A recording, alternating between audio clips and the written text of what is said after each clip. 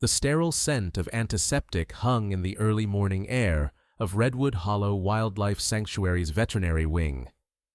Everything had gone smoothly until a gasp shattered the silence. "Meredith, there's another one." Dr. Meredith Lane turned. In the assistant's trembling hands was something impossibly small, so fragile it seemed more dream than life. Outside, dew still clung to the tall redwoods, and the fog hadn't yet lifted from the forest floor.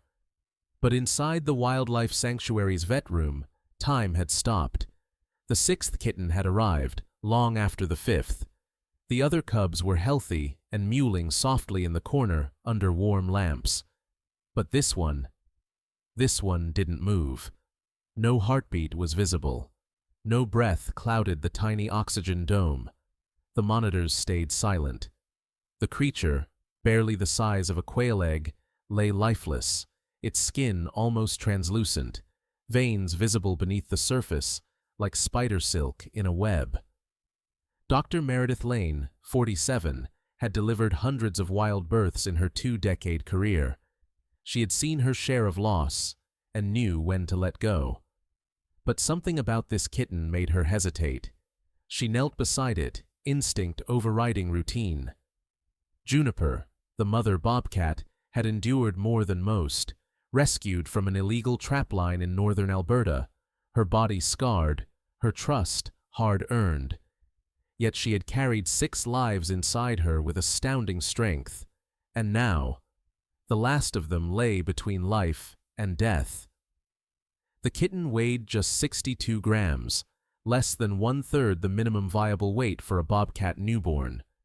Statistically, medically, biologically, it should not have survived the birth canal, let alone life outside the womb. The official veterinary guide offered no protocols for a case like this. Meredith's mind raced. The data said, "Let go." The instinct said, "Try." She whispered aloud, not knowing to whom, herself, the kitten, or Juniper, watching through the glass. "If you made it this far, then we fight." In a matter of minutes, the team sprang into motion. A neonatal incubator designed for rodents was sterilized and prepared. A micro-oxygen line was fed gently toward the kitten's tiny nose. The room, moments ago calm and clinical, turned into a war zone of controlled urgency. They named her Nova, after the burst of light that marks the end of a dying star. But maybe this was the beginning. Juniper's eyes followed every motion through the glass partition. Isabel Yoon, the sanctuary's lead behaviorist, made quiet notes. Juniper was calm, too calm, not the panic of an animal sensing loss, but the alert stillness of a mother watching a fragile hope cling to life. Just after 4 a.m., the numbers on the heart monitor plummeted. Flatline. Silence. The team froze. No one breathed. Meredith didn't wait. With surgical precision, she extracted a microdose of a cardiac stimulant, no larger than a dewdrop, and injected it into Nova's chest. The syringe was thinner than a sewing needle. Her hands were impossibly steady. The seconds stretched, each one loud with expectation. 5, 10, 20. A blip. Then another. And then, impossibly, a faint but steady beep. Beep. Beep returned to the screen. Nova was back. Meredith sat down slowly, her gloved hands shaking. She had been through trauma wards, emergency surgeries, and once stitched a fractured eagle mid-flight rescue. But nothing had ever left her this shaken. The room didn't cheer. No one clapped. The moment felt too sacred for celebration. Lucas Taylor, the young tech, leaned against the counter and whispered, "She's a fighter." Nova's breathing steadied, weak but rhythmic. She nestled slightly into the heated gauze, as if acknowledging she wasn't done yet. Outside, the sky began to lighten. Rays of morning sun filtered through the trees, brushing the clinic window with gold. Inside, Nova's vitals flickered steadily on the screen. She had made it through her first night. But everyone knew. this was only the beginning. The fight for Nova's life had just begun. Against time, against biology, and against every rule science had written, Nova wasn't supposed to last past sunrise. No record existed of a bobcat kitten surviving at such a low birth weight. But now, at 36 hours old, she was not just alive, she was fighting. The vet room at Redwood Hollow no longer resembled a wildlife sanctuary facility. In under 2 days, it had been transformed into a neonatal intensive care unit. Blank charts now brimmed with vitals, feeding intervals, and emergency protocols. Warm light glowed from a makeshift incubator. A whiteboard beside it read, Nova, 62 grams to 65 grams, fighting. Outside, volunteers moved quietly through the morning mist, unsure if today would be a breakthrough, or a goodbye. Dr. Meredith Lane barely left the room. The deep lines under her eyes spoke of 2 sleepless nights, but her hands remained precise and calm. Joining her was Dr. Calvin Reeves, 68, a retired wildlife physiology professor from British Columbia. He stood silently near the incubator, glasses reflecting the green light of monitors. He had studied bobcats his entire career, but he had never seen one like this. Lucas Taylor, the tech who had inserted Nova's gastric line, now operated on autopilot, charting every feed, adjusting temperature, calibrating machines.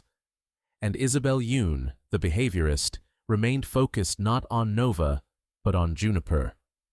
Nova could not suckle. Her jaw muscles were underdeveloped. Feeding her with a syringe was impossible. She aspirated every time. So Lucas devised a system using ultra-thin tubing typically used for lab mice. Each drop of nutrient-rich milk was timed, heated, and infused through a line thinner than a human hair. Meanwhile, Juniper had grown increasingly agitated. She circled her den, searching. She refused full meals. She paced near the door of the veterinary wing. "She knows," Isabel whispered. "She's not moving on." Every textbook said a bobcat would abandon a weak offspring, but Juniper hadn't. To soothe her, the team began delivering cloths with Nova's scent to Juniper's enclosure. What happened next was unlike anything Isabel had ever seen. Juniper gently licked the cloth, then placed it beside her 5 healthy cubs, over and over again, as if trying to integrate the missing child into the group. Meredith observed in silence. "This isn't instinct," she murmured. "This is intention." Back in the ICU, Nova's heartbeat had steadied, but she still didn't respond to external touch. Meredith noted it bluntly in her log. Vitals stable, no sensory engagement, prognosis still critical. Just before midnight on the 4th night, the high-pitched alarm rang out. Nova's heart rate dropped, breathing, shallow, oxygen saturation, 61%. The team rushed in. Lucas cleared the line. Meredith prepped a second emergency stimulant dose. Calvan adjusted the incubator pressure. No one spoke. Meredith administered the injection. 30 seconds passed, then 40, then 60. Beep, beep, beep. The weak but steady rhythm returned. Outside the window, the wind rustled the tall trees. Inside, the team remained frozen for another moment, as if daring not to trust the miracle. Nova had survived her second cardiac episode in 4 days. "She doesn't quit," Calvin muttered. "Neither should we." The next morning, the sanctuary issued its first public update. A critically premature bobcat kitten named Nova is alive, fighting, and showing signs of neural response. The post included a photo of Nova curled in gauze inside Meredith's palm. It went viral within hours. Offers of help poured in. Specialized equipment, neonatal fluid processors, funding for custom devices. Hashtags like #NovaRises and #TinyFighter began trending on both sides of the border. Meanwhile, Juniper continued her silent vigil, responding only to Nova's scent. One afternoon, Isabel arrived with a fresh cloth. Juniper took it, nuzzled it, and laid down, her eyes closing for the first time in days. "I think," Isabel whispered, "it's time." Meredith stared at Nova, barely over 70 grams now, but alert for the first time. A plan formed. If Juniper and Nova still recognized each other after all this, then maybe, just maybe, their bond could do what machines could not. A reunion was coming. The incubator door clicked shut, and silence fell. On one side of the glass, Nova lay motionless, her heartbeat a soft beep on the monitor. On the other side, Juniper stood, completely still. Then, for the first time in 6 days, the mother bobcat let out a sound so soft, so primal, it made every human in the room forget to breathe. The reunion room had been prepared like an operating theater, sterile, quiet, controlled. A glass barrier separated the cub from direct contact, but scent could travel freely. Meredith had requested soft ambient lighting and zero background noise, no sudden movement. Only Isabel and Meredith were allowed inside, both seated quietly behind protective shielding. Juniper was brought in from the far end of the enclosure, accompanied by 2 of her gentlest cubs. They had been chosen for their calm temperaments and low competitive drive. Nova, though stable, remained fragile, too fragile to be exposed to open contact. The clear-sided incubator would serve as both cradle and barrier. Juniper entered first, slow and alert. Her eyes scanned the space, pausing when she saw the incubator. She didn't approach. Not yet. Meredith held her breath, every nerve on edge. Nova, only days old, stirred slightly at the change in light and scent. Isabel whispered into her recorder. Juniper's pupils dilated, breath slowed. Recognition? No one dared speak louder. Then, it happened. Juniper approached. For the past 6 days, everything had revolved around machines, feeding tubes, warming pads, oxygen levels, but no technology could replicate what was unfolding. Instinct, emotion, bond. Would Juniper accept Nova again, or reject her as something unnatural? Would Nova even respond? If this failed, it could break Juniper's stability and set Nova's development back days. Juniper reached the incubator and pressed her nose gently against the glass. She let out that same low, maternal trill, a sound Isabel had only heard once before, when Juniper first gave birth.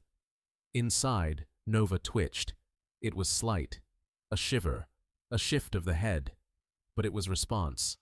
Then, a sound, faint, inaudible to the cameras, but Meredith's trained ear caught it. Nova answered, a squeak, a fragment of a call. It wasn't instinct, it was memory. The room froze as mother and daughter exchanged the oldest language in the animal kingdom, recognition. For 10 full minutes, Juniper remained pressed against the incubator. She nuzzled the outer glass, licked it once, carefully. Her 2 cubs lay down beside her without protest, as if understanding the moment. Nova responded to scent and sound.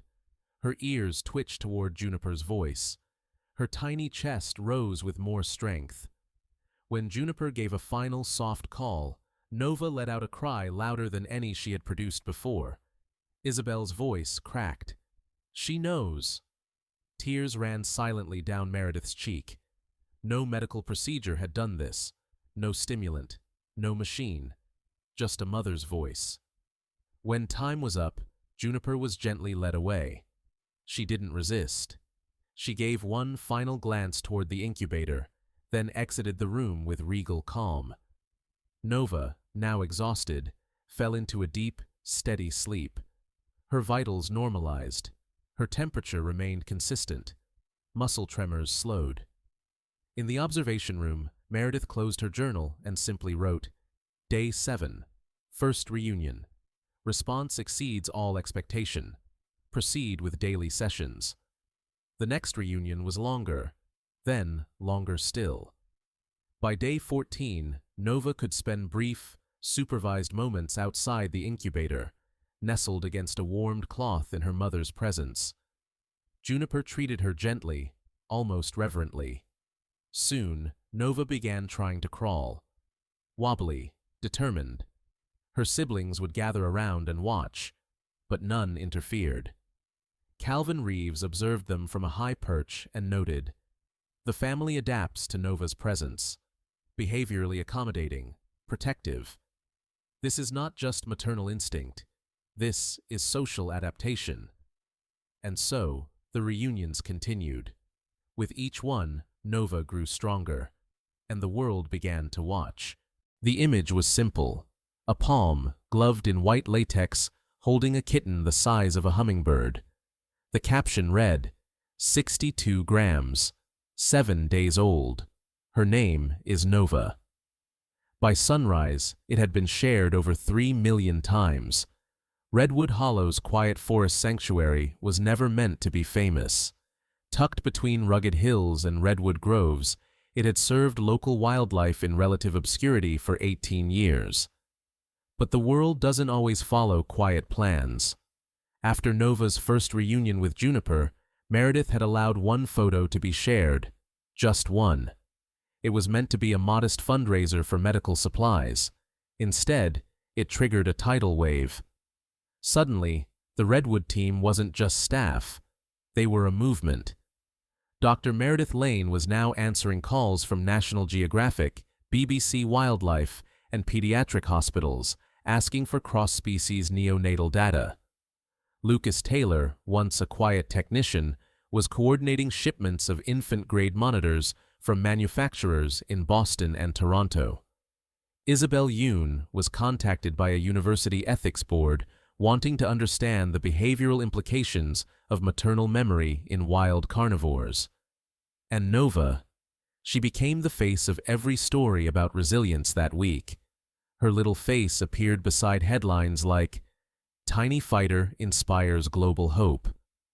When nature doesn't give up, neither should we." But with attention came pressure. Meredith faced a dilemma. Keep Nova's care private and clinical, or open Redwood Hollow to the world. Some warned that publicity would endanger Nova's peace and development. Others believed her story could save thousands, if not human lives, then endangered ones like hers. And Juniper? She grew uneasy with increased human traffic near the enclosures. Her stress levels spiked. She began hiding her cubs more often. Nova, now nearly 200 grams, was growing stronger, but was her world becoming too loud? To balance both worlds, Redwood created a controlled observation program. Media teams were invited with strict rules. No flash photography. No sudden movements. All filming behind one-way glass. A small room near the ICU became the Nova Room. There, families of premature children, children with chronic illness, and animal lovers alike gathered to watch live-streamed footage of Nova's progress. Meredith gave weekly updates. Lucas wrote a blog that included daily feeding charts. Isabel launched an education series on animal empathy. The hashtag #NovaRises hit 12 million views in 1 week. At the end of week 6, Nova stood on her own. For 5 shaky seconds, she balanced on her feet, fur still thin, eyes wide, heart thumping. A surveillance camera caught the moment. The footage was posted. Within 48 hours, it had 22 million views. One comment, from a woman undergoing chemotherapy, read, "If Nova can stand, so can I." A children's hospital in Chicago played the clip on repeat in their NICU. Parents whispered, "Look, sweetie, she's fighting just like you." That day, Meredith received over 400 emails. Nova had become more than a kitten. She was a symbol. By the end of the 2nd month, Nova spent nearly all day in the den with Juniper and her siblings. She played gently, observed more than pounced, but she was learning. The siblings, once boisterous, now displayed what researchers called adaptive empathy. They played more softly around Nova. One male cub even curled around her during rest periods, guarding her fragile body. Calvin Reeves published a paper titled Social Intelligence in Lynx Rufus, the Nova Phenomenon. The scientific world began calling it the Nova Protocol, a model for cross-species neonatal care and social reintroduction. Donations flooded in. With international support, Redwood Hollow expanded. The vet wing was renamed the Nova Center for Wildlife Recovery. And in a quiet break room at the edge of the sanctuary, cards from children began to fill an entire wall. Crayon drawings, letters in shaky handwriting, notes like, "Dear Nova, I'm small too, but I'm not scared anymore." Every evening, volunteers read those letters aloud to Nova as she dozed in Juniper's fur. Soon, the world would send more than letters. It would send change. At dawn, a young bobcat stood poised atop a rock ledge, silhouetted against the morning sky. Her body was still smaller than her siblings, but her stance was fearless. Her name was Nova, and 1 year ago, she fit into a single palm. The Redwood Hollow Wildlife Sanctuary no longer resembled the quiet, remote facility it once was. It had grown into the Nova Center for Wildlife Research and Recovery, a place where science, compassion, and public hope came together. Its new enclosures mimicked natural forest habitats with flowing water, climbable trees, and hidden shelters. A special education wing had been added, along with research labs and quiet rooms for visiting families of premature infants. On the outside, it was still forest, but inside, it had become a global center of healing and learning. Nova, now 12 months old, moved with grace. She was still smaller, still less muscular than her siblings, but her balance, speed, and awareness matched any of them. In play, she often led the games, her intelligence compensating for size. Juniper remained ever watchful, aged now, but proud. She often lay on high ledges, eyes half closed, while her cubs roamed. Dr. Meredith Lane, once hesitant to even hope, now led the Nova Center's international research team. Lucas Taylor became head of neonatal animal care training. Isabel Yoon published a book titled The Language of Juniper, now required reading in several veterinary programs across North America. As Nova grew, so did her legacy. But the sanctuary team faced a difficult decision. What would Nova's future look like? Should she remain in the sanctuary permanently? Or, after recovery, could she be released into the wild? Debate rippled through the staff and global community. Some believed releasing her would honor her wild roots. Others insisted she had become more than a bobcat. She was a symbol, a bridge between species, and her presence at Redwood inspired millions. Meanwhile, requests from hospitals, schools, and conservation centers poured in. Help us build our own Nova model. Could they scale Nova's miracle to help others? They began with hospitals. A children's hospital in Chicago redesigned its neonatal ICU to mirror Nova's incubator system, combining warmth, scent-based connection, and real-time family interaction. The model showed a 23% improvement in recovery rates within 6 months. A research team in Kenya adapted the Nova protocol for rescued cheetah cubs. A veterinarian in Vietnam applied it to sun bear orphans. And in Guatemala, a field clinic reported 17 infant howler monkeys saved using scent imprinting from the Nova playbook. Nova's story, once just a fragile heartbeat, was now guiding a global transformation in neonatal care across species. On the anniversary of Nova's birth, Redwood hosted its first global symposium, Hope Across Species.